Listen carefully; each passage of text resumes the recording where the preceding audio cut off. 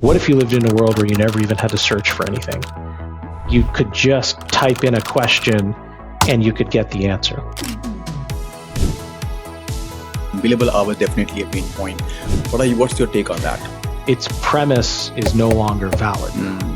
Like if you go to a restaurant and you order a bottle of wine, the price for that bottle of wine is so much more expensive than it could be if you just bought it at the store. And I think law firms have for years had a markup of how much they can charge because they have this beautiful skill set to provide guidance to you. And this is the time where we have to be thinking about why am I paying what I'm paying when I think the service should start to become a little bit more accessible.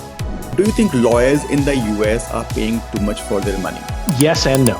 Early on, when our children were very young, I remember calling my wife, who's also an attorney, and you're saying, I'm going to be at the office late. I'll probably get home around 6:30 or 7. She sat down with me and she said, the people you work for are at home. You have to manage your career to think about your return on that investment.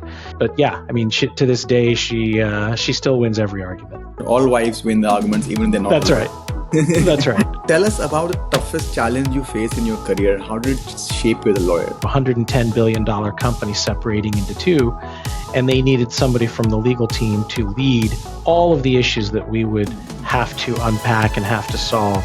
When I raised my hand, I knew very little about what lies ahead. And the big question here is, Rishi, how do you get the courage to raise your hand when you're uncertain?